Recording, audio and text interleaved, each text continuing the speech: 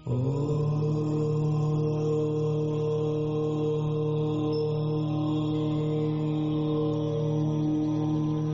का हमारा टॉपिक है भाग्य रेखा एवं सूर्य रेखा। जैसे कि आप स्क्रीन पे देख रहे हैं, स्थिति भाग्य रेखा, जिसे शनि रेखा भी कहा जा सकता है, हाथ के निचले भाग पर कलाई से आरंभ होती है, हथेली के मध्य में होती हुई ये उंगलियों की ओर जाती है। ये रेखा सांसारिक कार्य, व्यवसाय में सफलता एवं असफलता की ओर संकेत करती है, सभी प्रकार के व्यवहारिक लोगों की ओर संकेत करती है। भाग्य रेखा सबके हाथ में पाई जाती है, जैसे कि आप स्क्रीन में देख रहे हैं। इसका जो प्रारंभिक बिंदु है कलाई से शुरू होती है, यह संकेत करती हुई व्यक्ति के अपने लक्ष्य की ओर प्राप्ति की सफलता की ओर करती है। उसके जीवन में सभी लक्ष्य एवं कार्य पूर्ण होते हैं। जीवन रेखा तथा भाग्य रेखा के मध्य में दूरी, जैसे आप देख रहे हैं स्क्रीन पर, यह संकेत करती है कि व्यक्ति प्रतिकूल परिस्थितियों के दबाव में नहीं रहता, उससे अपना लक्ष्य स्वयं चुनने की आजादी होती है।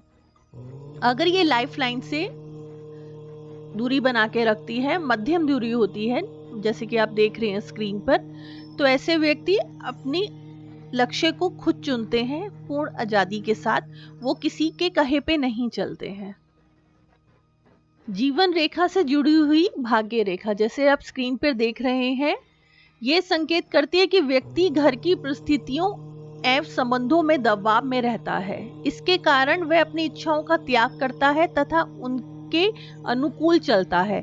जितनी भाग्य रेखा आपकी लाइफ लाइन के साथ, जीवन रेखा के साथ समीप होगी, जैसे कि इसमें आप चित्र में देख रहे हैं कि बिल्कुल उसके साथ लगी हुई है, तो ऐसे व्यक्ति घर के लोगों के दबावों में रहते हैं, घर की जो बाकी सदस्य हैं उनके कहे पे चलते हैं और अपनी इच्छाओं का त्याग करते रहते हैं, अपना मन मार के चलते हैं।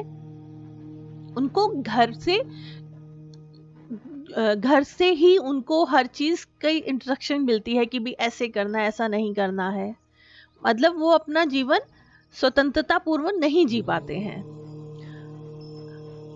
शुक्र पर्वत से जीवन रेखा के अंदर से प्रारंभ होती भाग्य रेखा, जैसे कि आप चित्र पे देख रहे हैं। ऐसे व्यक्ति अपने घर के वातावरण एवं प्रतिकूल परिस्थितियों के दबाव में रहता है, अपने संबंधों तथा भावनात्मक दबाव के कारण दूसरों के अनुकूल कार्य करता है।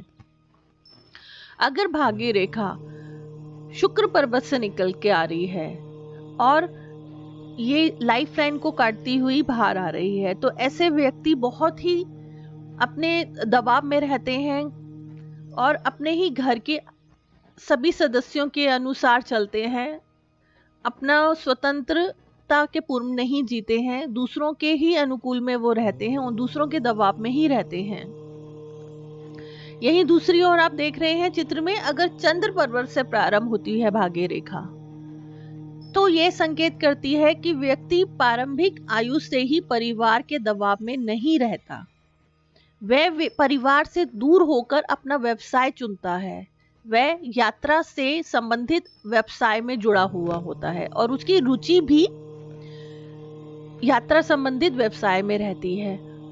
और जिन व्यक्ति की भाग्य रेखा चंद्र पर्वत से आरंभ होती है, ऐसे व्यक्तियों का भाग्य उदय आफ्टर मैरिज, शादी के बाद ही होता है।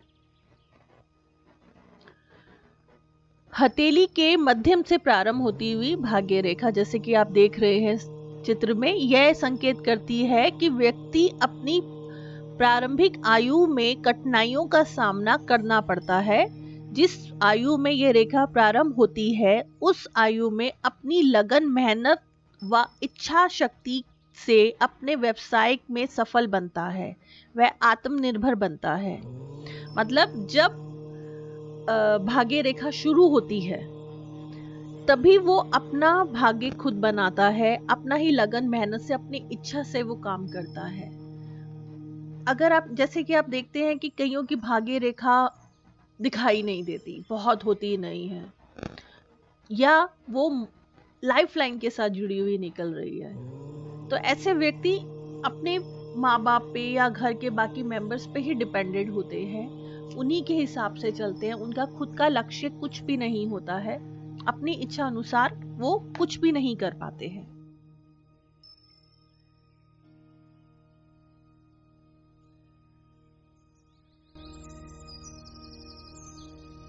Oh